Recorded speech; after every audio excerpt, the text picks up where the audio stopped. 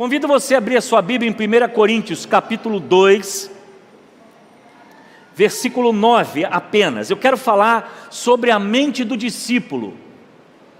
A mente do discípulo, a mente coordena as nossas emoções, o nosso agir, coordena o nosso corpo. A mente, ela influencia toda a nossa vida. Ela faz com que você tenha visão do que está externo. Você tem a sua alma, seu corpo, seu espírito, mas a nossa mente, através do nosso entendimento do mundo, faz com que eu possa discernir o que é certo, o que é errado. A mente faz também com que eu possa me deparar com algumas situações. E essa realidade da mente é algo fundamental na vida de um cristão. É a mesma coisa, se você entende que o culto não é importante, você não vai valorizar o culto. Se você entende que você não precisa ser fiel a Deus, se a sua mente, se o seu entendimento, se sua sabedoria te diz que você não precisa ser fiel a Deus, as suas ações vão ser de acordo com a sua mente. Uma pessoa, por exemplo, que não crê em Deus, a sua mente diz que Deus não existe, e ele não crê, ele não entende, ele não aceita. Todas as suas ações nesse mundo, nessa vida, serão de acordo com o que está em sua mente. Então a nossa mente, ela direciona o nosso corpo, direciona as nossas atitudes.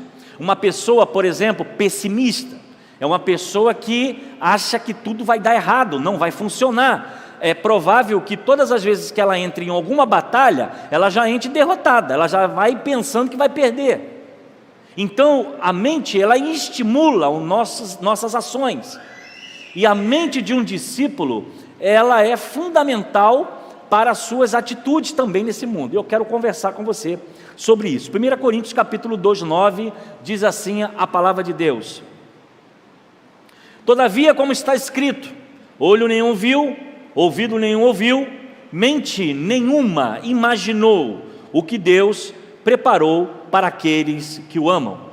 Olho nenhum viu, ouvido nenhum ouviu, e mente nenhuma imaginou o que Deus preparou para aqueles que o amam. Nós estamos vivendo um tempo de muitas angústias, tempos de preocupações econômicas, políticas, saúde, violência na nossa cidade, no nosso estado. As pessoas saem, não sabem muito bem se vão conseguir voltar para casa. Tempo de incertezas. As notícias que estão vindo pela televisão nos influenciam. É por isso que o marketing, que é uma área que eu gosto muito, estudei muito sobre isso, é algo que faz com que alguma coisa que não tenha valor passe a ter valor. Uma coisa que talvez não seja tão importante tenha um valor fundamental para todos nós. E eu costumo sempre usar o exemplo da sandália havaiana. A sandália havaiana é uma das maiores histórias de marketing ainda no mundo. Quem aqui é da antiga sabe que aquele chinelo que a gente colocava no gol, lembra? Fazia golzinho na rua, botava lá o chinelo havaiana, e geralmente ela só tinha duas cores, ou era branca ou era preta. Aí depois veio azul, e era uma sandália que a mamãe gostava de dar na gente beça, né? Uma borracha boa, mas era chinelo de pobre. Era chinelo que todos nós usávamos, comprávamos aquilo barato, né? Quem lembra aqui do quichute que amarrava na canela? Poucos, né? Mas a sandália havaiana era uma sandália que não tinha muito brilho. O banho de marketing que foi dado na sandália transformou uma sandália de pobre em uma marca de grife. E hoje ela está no shopping. As sandálias até de 50, 70 reais. Coisas que nós comprávamos em qualquer armarinho, dentro de um saco plástico, para a gente poder usar em casa. E às vezes a gente tentava economizar, quando ela arrebentava embaixo aquela bolinha, enfiava um prego. Todo mundo já fez isso, né? Hoje já existe, você compra a parte, a fita e coloca, porque não é mais uma sandália qualquer, aquilo tem um custo alto. Mas o banho de marketing transformou algo sem valor em ter valor. E como isso foi feito na história? Pegou lá o Chico Anísio, todos conhecem, e ele fez aquela frase: não deforma, não tem cheiro e não salta as tiras. E essa marca ligou uma personalidade famosa ao chinelo. E depois veio o Jô Soares, fez também a mesma propaganda da sandália. E depois um casamento de pessoas famosas, na hora da dança, lá no salão, as pessoas tiravam o sapato alto e colocavam a sandália, porque elas recebiam a havaiana na porta do salão para poder fazer aquilo. E anexou as pessoas famosas, pessoas influentes, pessoas da mídia, a sandália, que era a mesma borracha que você usava lá no golzinho que botava lá no terreno para a gente poder jogar aquela bola, ou então a mamãe separava para dar na gente, né, quando a gente fazia alguma coisa errada. Não mudou nada, a borracha é a mesma, a fórmula é a mesma. O que mudou? O valor. Então, a mente, ela vai valorizar aquilo que muitas vezes não tem tanta importância assim. Por isso que a propaganda, ela vai incentivando você a comprar em cada intervalo. Aparece uma televisão nova, uma geladeira nova, um relógio novo, um celular novo, e liga isso a um personagem importante, a alguém importante, e a gente começa a ser influenciado, a nossa mente começa a tomar valor, e a gente começa a entender que a gente não consegue viver sem celular. E a gente começa a pensar e acreditar que você não pode viver sem um celular. E você começa a acreditar que tem que ser aquele da moda, da marca, o lançamento novo. E aquilo te impulsiona a consumir, porque a sua mente te leva a isso. E muitas vezes a nossa mente nos leva até a ter coisas que nós não podemos. E é por isso que há uma crise de consumo. Pessoas que têm problemas até emocionais e psicológicos de ser compulsivos, de comprar coisas, de ter coisas, compram livros que não leem, compram produtos que não precisam, porque a necessidade de comprar. E aí os cartões de crédito ficam felizes da vida, o banco fica rindo com um sorriso até atrás, porque as pessoas estão sendo impulsionadas, porque a mente influencia as suas ações. Então eu quero trazer essa palavra, porque muitas vezes essa crise que se instala de doença, emprego, o futuro, guerras, também traz em nós uma apatia, um desânimo com o futuro. E muitas vezes as nossas visões cristãs também estão sendo influenciadas por esses contextos. O contexto de entender e ser influenciado por o que está à nossa volta. E a igreja acaba perdendo o seu brilho, os crentes acabam perdendo a sua fé, as pessoas acabam sendo impactadas pelo que está acontecendo lá fora, pelas notícias, pelas informações, pelo que estão dizendo. E aquilo que não é verdade acaba se tornando a verdade. É uma outra frase de marketing que diz que uma mentira repetida várias vezes se torna uma verdade. Quem falou isso foi um dos responsáveis pela propaganda nazista de Hitler, porque levava notícias mentirosas de tantas vezes reproduzidas que uma mentira se tornava verdade.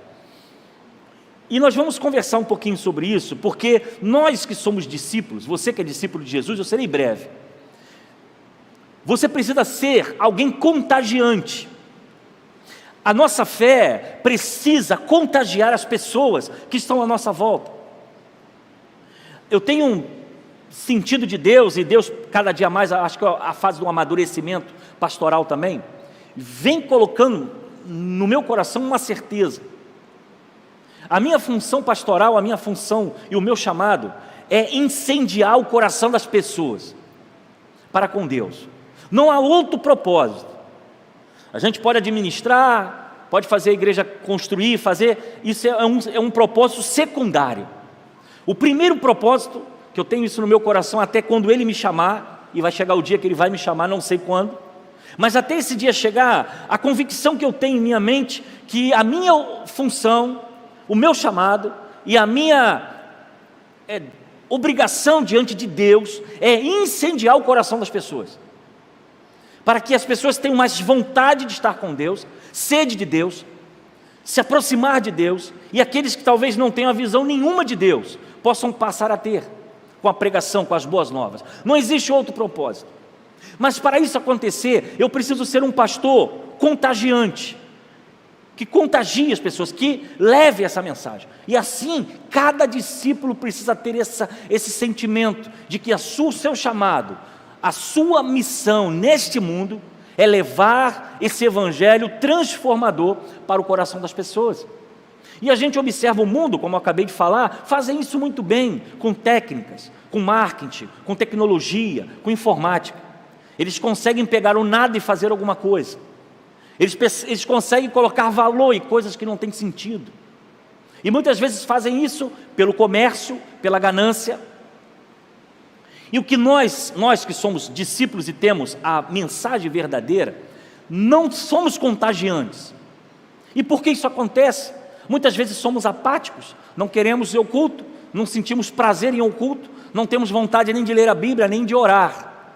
Então essa mente transformada, ela precisa começar em cada um de nós. E domingo passado eu falei sobre 7 áreas para que você precisa mudar para que 2023 seja diferente. E uma delas não, colocando mais uma aqui, eu preciso passar para você que esse objetivo tem que estar no seu coração. Eu preciso ser um crente contagiante, que onde há escuridão eu leve a luz, onde há desânimo eu leve esperança, onde há alguém desacreditado, alguém que está vazio, alguém que está perdido, possa ser encontrado, porque essa é a nossa visão de discípulo. Não existe outra proposta para os discípulos de Jesus, a não ser levar um evangelho que contagie, que transforme e que mude a vida das pessoas. E a primeira característica que eu quero passar para você, é que para que isso aconteça, para que você seja um discípulo contagiante, você precisa focar em Cristo. Diz o texto: eu mesmo, irmãos, quando eu estive entre vocês, não fui com um discurso eloquente, nem com muita sabedoria, para lhe proclamar o mistério de Deus, pois decidi nada saber entre vocês, a não ser Jesus Cristo, a este crucificado. Essa visão de foco em Cristo precisa estar dentro de nós. Parece que eu acho que é o tempo que nós estamos vivendo, as pessoas conversando, a gente tenta de uma forma interpretar o que está acontecendo no coração das pessoas. Algumas pessoas têm a igreja como um amuleto de sorte. Elas vêm para a igreja para ser abençoadas, elas vêm para a igreja para ganhar alguma coisa, conseguir alguma coisa, se beneficiar de alguma coisa. E essa visão de culto parece que ela perde o seu sentido para algumas pessoas, porque já não é mais algo tão prioritário. E eu admiro algumas pessoas ainda que têm o domingo como o dia do Senhor, que tem um domingo como dia para a santificação e nada entra. Eu lembro, eu ainda quando pequeno, quando isso era muito motivado, eu lembro isso na minha mente bem claro. Um dia, eu digo para os irmãos, desde pequeno, eu nunca faltei culto, só quando estava doente. Eu nunca deixei de vir à casa do Senhor, nunca deixei de dizimar desde pequeno, desde quando eu consegui meu primeiro emprego. Isso é meu, fui criado assim, fui educado pelos meus pais assim, fui educado pela minha igreja assim, faço isso e ainda faço hoje e ensino meus filhos. Mas eu lembro de um dia que eu fui, eu não sei o que aconteceu, eu não me vi no domingo em um dia de praia. Eu não estou aqui recriminando ninguém, irmão, cada um faz o que está no seu coração. E aí eu lembro isso bem claro, eu devia estar com meus 15 anos, eu naquela praia, era manhã, irmãos, vocês não sabem o que é ter consciência pesada. Eu tive naquele dia, parecia que eu estava fazendo algo errado, parecia que eu estava num local errado, na hora errada, porque eu tinha no meu entendimento desde criança que domingo era dia do Senhor, mas naquele dia eu não sei, não me lembro porquê, eu estava numa praia.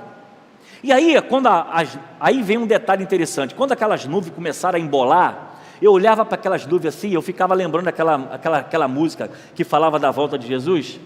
Sempre que eu leio a história, aquelas músicas meio tenebrosas assim, né? Que vai ser arrebatado, que vai sumir, avião sem piloto, não sei o quê.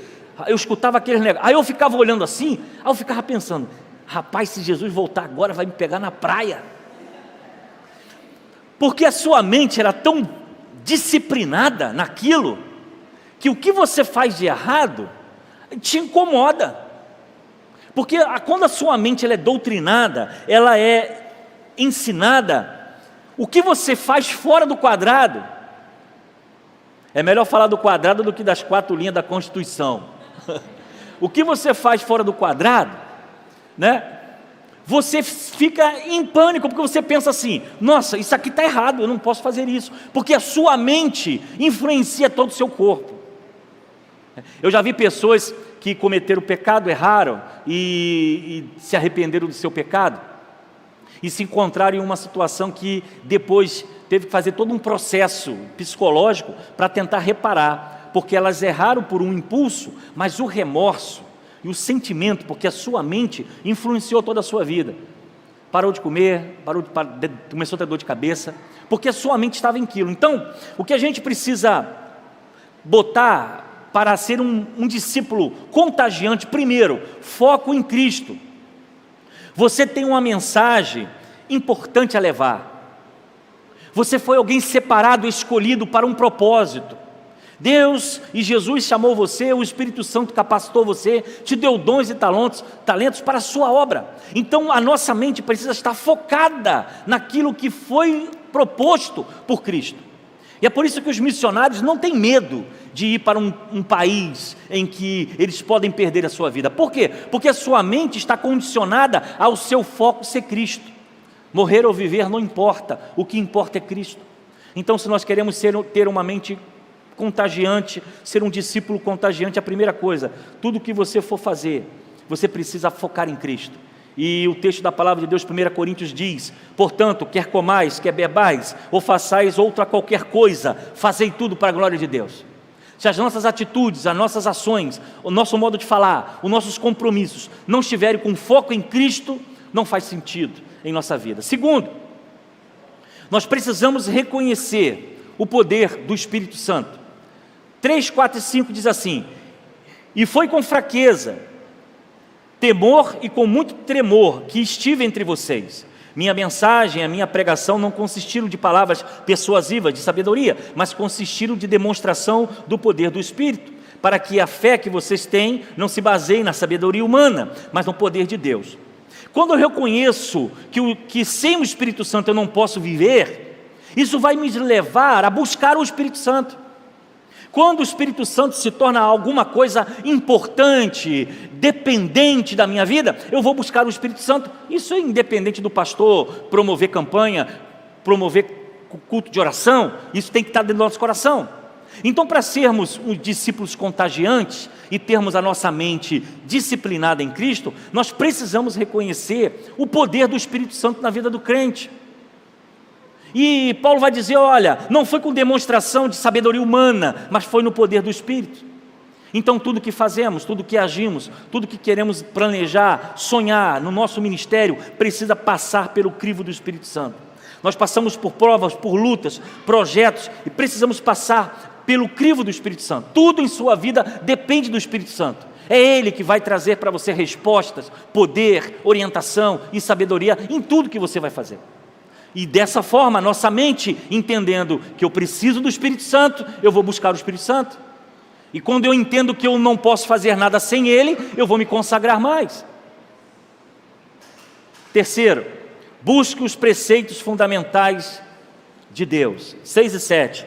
Entretanto, falamos de sabedoria entre os maduros, mas não da sabedoria desta era, ou dos poderosos dessa era, que estão sendo reduzidos a nada. Pelo contrário, falamos da sabedoria de Deus, do ministério que estava oculto, o qual Deus preordenou antes do princípio das eras para a nossa glória. Fundamentos. Qual é o seu fundamento, meu irmão? Qual é o seu princípio de fé e prática? Quais são os seus pilares como cristão? Qual a sua conduta moral, ética, em que você respalda o seu dia a dia? Em que? Em quem? Nas filosofias humanas? Nas ideologias presentes desse mundo? Ou nos fundamentos da palavra de Deus? Para termos uma mente de discípulo, os nossos fundamentos não são os fundamentos do mundo, apesar que existem já discursos ideológicos dentro da própria igreja cristã. Há pessoas falando em evangelho com mistura com marxismo. Há pessoas confundindo obra social com princípio de tendências de cultura socialista. Há uma confusão generalizada até no próprio púlpito da igreja, quando os pastores já perderam os seus fundamentos, já não sabe mais o que é certo e o que é errado, e dilui o Evangelho com essa mistura de pensamentos que estão no mundo, confundindo a cabeça do povo. A questão é, quais são os seus fundamentos? Quais são os seus preceitos? O Paulo vai dizer, não é com sabedoria dos homens, dos sábios, mas segundo a sabedoria de Deus. Então um discípulo precisa ter a sua mente na palavra, viver a palavra. Irmãos, não tem negociação. Certo é certo, errado é errado, pecado é pecado, sem negócio. Com Deus a gente não faz, não dá jeitinho, não tem trato. Ou o que nós cremos é o fundamento da palavra, a nossa vida com Deus, os nossos princípios de fé, o que nós ensinamos aos nossos filhos e netos, ou então nós rasgamos a Bíblia e descartamos ela, porque não precisamos dela. Uma mente de discípulo, ela não segue a modinha do momento, ela não segue a ideologia instalada na cultura, ela segue os princípios da palavra de Deus, sem negociação. Uma mente disciplinada, não pelos fundamentos do mundo, mas pelos fundamentos de Deus, precisa estar na vida do cristão. Ter os fundamentos em nossa vida, nós precisamos criar uma vida verdadeira com Cristo, de oração, devocional, de testemunho, não uma vida de, eu só faço parte da igreja e está tudo legal. É impressionante como muitas pessoas provavelmente se darão conta no último dia. Senhor, profetizei em seu nome, Senhor, fez isso e aquilo, e a resposta será, apartai de mim, malditos, que eu não vos conheço. Quando, Senhor, quando? E quem são essas pessoas? São os religiosos, os que estão dentro da igreja, anunciando o evangelho, pregando o evangelho e vivendo o evangelho de fachada. E teremos ali grandes decepções. Agora a nossa mente precisa estar cauterizada e firmada nos fundamentos. Quinto, renda-se ao conhecimento do Espírito. Agora, depois de você conhecer os seus fundamentos, você precisa reconhecer esse Espírito. 10 e 11, nenhum dos poderosos dessa era o entendeu, pois se os tivessem entendido, não teriam crucificado o Senhor da glória. Mas Deus o revelou a nós por meio do Espírito. O Espírito sonda todas as coisas, até mesmo as coisas mais profundas de Deus. Pois quem dentre os homens conhece as coisas do homem, a não ser o Espírito do homem que nele está? Da mesma forma, ninguém conhece as coisas de Deus, a não ser pelo Espírito de Deus. Ninguém conhece a Deus, a não ser pelo Espírito de Deus. Entender, irmãos, é saber realmente quem Deus é. Nós precisamos ter profundidade na nossa fé, profundidade na nossa vida. Buscar a Deus, cantar, louvar, nós precisamos entender o que nós estamos falando, entender o que nós cantamos e saber realmente quem é Deus, porque há pessoas que talvez estejam apenas, eu conheço Deus de ouvir falar, não tem experiência, não tem profundidade, nunca viu Deus agir na sua vida, e vive uma vida de ritual religioso, que não faz nenhum sentido. O que nós precisamos hoje é nos render ao conhecimento do Espírito. É o Espírito que mantém a igreja, é o Espírito que convence o homem do pecado, da justiça e do juízo, é o Espírito que nos dá os dons. Nós não fazemos nada nessa igreja se não for pelo Espírito Santo. Ninguém age aqui dentro se não for pelo Espírito Santo. Nada conseguimos fazer se o Espírito não agir no meio de nós. E esse entendimento tem que estar na nossa mente. Nós somos plenamente dependentes dele, para o ministério, para a sua vida, para a sua casa, para o seu futuro. Sem essa dependência, sem esse conhecimento, nós vamos simplesmente agir com a nossa própria força. E se a nossa mente não está cauterizada, não está exatamente conhecendo que eu só vivo pelo Espírito, estou de pé pelo Espírito, e as coisas que eu faço só caminho pelo Espírito. Ontem nós estivemos na casa do irmão Juvenil, nossa irmã dando testemunho das lutas, da dificuldade que ela passou no tempo do Covid. O testemunho foi claro, no tempo do Covid foi o tempo que nós fomos grandemente abençoados. E de tudo, da doença, do esposo, da contaminação que não chegou na sua vida, do neto que nasceu, das bênçãos adquiridas materiais. A única coisa que nós podemos ver é que nesses períodos houve oração e houve dependência do Espírito Santo. A mesma forma, a nossa irmã testemunhou aqui a luta com o câncer.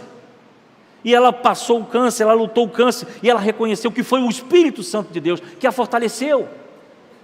Tivemos aqui o nosso irmão testemunhando semana passada, dizendo à noite: olha, eu estive doente, Covid, atingiu a minha mente, a notícia era, vou ficar paraplégico. E o que ele está hoje, está aqui conosco. Levanta a mão aí, varão, mostra aí ao povo ali. Glória a Deus por isso. E o testemunho é que foi simplesmente a presença do Espírito Santo, e nós precisamos reconhecer isso. Nós não vamos a lugar nenhum, não vamos conseguir nada se o Senhor não estiver conosco. Essa dependência, essa necessidade tira de nós toda a vaidade, todo o eu, todo o egoísmo, toda a promoção pessoal, porque nada somos se o Espírito Santo não estiver conosco. E que Ele tenha misericórdia de nós, porque nós somos falhos, mas isso precisa estar em nossa mente. Quinto, submeta-se às verdades do Espírito Santo. Versículo 12 e 13. Nós, porém, não recebemos o Espírito do mundo, mas o Espírito procedente de Deus, para que atendamos às coisas que Deus nos tem dado gratuitamente. Delas também falamos, não com palavras ensinadas pela sabedoria humana, mas com palavras ensinadas pelo Espírito, interpretando verdades espirituais para os quais são espirituais. Render ao conhecimento, nós precisamos romper com qualquer situação. Submeter à vontade do Espírito, à verdade do Espírito. Irmãos, a mensagem de hoje só tem uma característica: dependência. Nós precisamos aprender a ter dependência. Tem muita gente com expectativa de governo, tem muita gente com expectativa de político, tem muita gente com expectativa de coisas. A nossa dependência precisa ser somente do Espírito Santo. Ele sabe qual a boa, perfeita e agradável vontade de Deus para a sua vida. É nisso que você precisa se envolver, precisa abraçar. E aí, irmãos, quando nós nos rendemos a essa verdade, sabe o que acontece? Já estou terminando. Sabe o que acontece? A gente para de se preocupar com coisa que não faz sentido. Sabe, tem tanto crente bobo, menino, menina, criança, que perde tempo de ficar indo para a internet, mandar recadinho para o outro. Ele quer falar alguma coisa para alguém, ele não vai, né, igual o cristão se ensina ou não, chama a pessoa, quero conversar com você. Ele vai lá e fica botando indireta para atingir alguém. Isso é crente criança, menino, bobo. Mais bobo ainda quem vai lá para dar resposta. Ah, mandou para mim, eu vou mandar para ele também. Aí ficam se defiando. Todos os assuntos, política, às vezes é no WhatsApp, nego manda uma indireta para o outro, machuca o outro, fere o outro, e fica nessas coisas. Submetendo as coisas carnais, humanas. Se falaram de você, meu irmão, você está preocupado com o que estão falando de você? O que importa é o que Deus pensa de você. O que importa é quem você é para Deus. O que o Espírito Santo está fazendo com a sua vida. Se a gente parar para ficar ouvindo o que os outros acham, a gente não chega a lugar nenhum. Que criticou, que passa. O vento leva e você continua seguindo a vontade de Deus. A gente precisa se submeter às verdades do Espírito, com palavras que o Espírito nos dá, não o homem, não a carne. E aí, irmãos, a gente ia evitar muito problema. Havia muita dificuldade entre nós, dificuldade com o mundo. Tem gente perdendo tempo com coisas que não fazem sentido, porque a sua mente ainda está nessa terra, a sua mente ainda é humana, é carnal, está preocupado com o que o outro acha, com o que o outro fala, que disse. Deixa falar, deixa apontar dedo, que não faz a menor diferença. Essas coisas nós precisamos nos encher. A verdade é que o Espírito Santo de Deus, o Cristo que está dentro de você, ele age na sua vida com mais eficiência do que a opinião do seu vizinho, a opinião do irmão da igreja. O que vale mais é o que Deus está fazendo através de você e vai continuar fazendo hoje e todo sempre. Porque você é alguém escolhido, você é alguém separado. E quando a nossa mente de discípulo tem esse entendimento, a gente não sofre com coisas deste mundo. A gente não se abala com as coisas da vida. Porque a nossa mente está numa esfera maior, está numa esfera mais alta, não reduzindo a mesmice desse mundo. Aí fica as pessoas se degradando, se machucando, se ferindo, perdendo tempo com coisas sem sentido. Quem se submete às verdades do Espírito não perde tempo com essas coisas. Quem se submete ao Espírito não perde tempo nessa vida. Nós temos algo maior a fazer. Você tem um chamado maior do que as pessoas dizem. E onde você vai chegar, não vai ser através de A e de B, vai ser através do Espírito Santo de Deus. O Espírito vai usar as pessoas para abençoar você, mas a sua dependência é só dele. É só dele, para o seu negócio, para o seu ministério, para o seu futuro. É ele que sustenta e que mantém. Então a nossa mente precisa estar dentro dessa visão, dessa atmosfera. Precisa se submeter à verdade do Espírito. E último, seja agente da graça e da compaixão.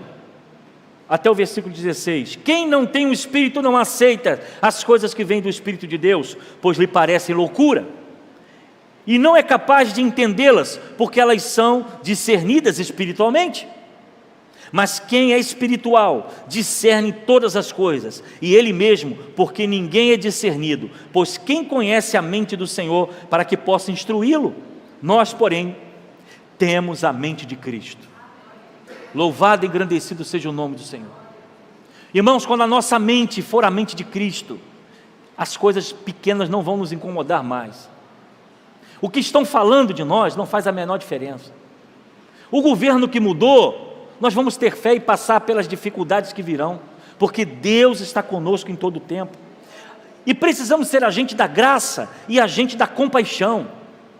Isso aqui é algo importante, porque agente da graça e da compaixão é gente pacificadora, gente que ajuda o outro, que acaba com a guerra, que acaba com a maledicência, que luta contra as crises.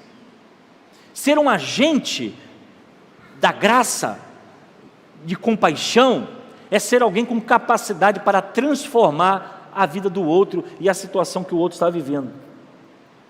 Pense como você viveu 2023, 2022. Você já pensou? O que aconteceu? O que te abalou? O que te feriu? Pense se alguém botou pé na sua frente para você tropeçar. Muitas vezes a gente está...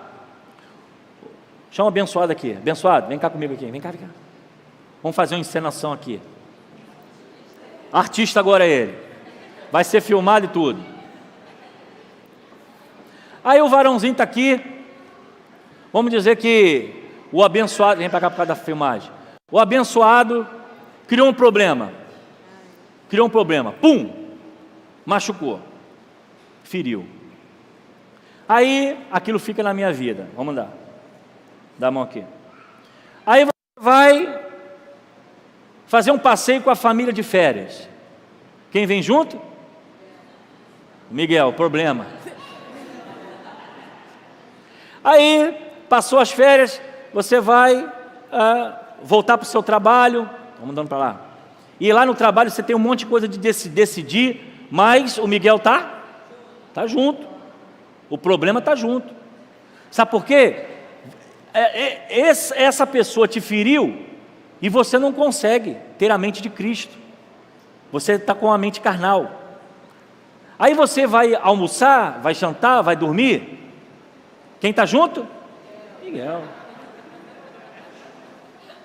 Aí você está lá no momento íntimo com seu esposo ou sua esposa. Quem está lá? Está lá também. Sabe por quê? Que quando a nossa mente é carnal, a gente está preso às coisas dessa vida. Fulano falou, fulano disse, fez isso para mim, puxou meu tapete, e não sei o que, projetei, não deu certo, me atrapalhou, não sei o que, está uma pedra. Você não dorme, você não come, você não anda, você não passeia, o Miguel está junto todo o tempo, você vai dormir, ele está junto, você acorda, ele está lá no seu café da manhã, você está tomando banho, ele está lá te olhando. E meu irmão, a vida não anda. A vida não anda. Então a gente precisa entender, uma mente transformada é uma mente liberta. Vai, amiga, vai para casa, amiga. Vai embora, amiga.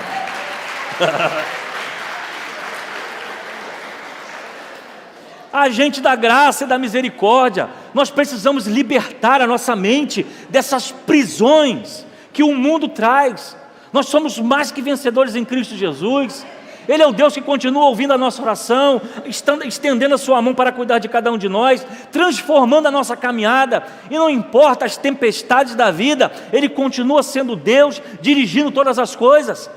E essa nossa mente não pode estar preso a essas coisas, mas nós precisamos trazer no nosso coração os fundamentos, a dependência do Espírito Santo, e simplesmente ser agentes da graça e da misericórdia, porque aí, irmãos, a nossa vida vai ser muito melhor no dia de amanhã, se a gente conseguir desprender dessas coisas, e viver exatamente aquilo que o Senhor nos chamou, discípulos contagiantes, que levam o amor, a graça, a misericórdia, o poder de Deus para todas as pessoas. Louvado e engrandecido seja o nome do Senhor.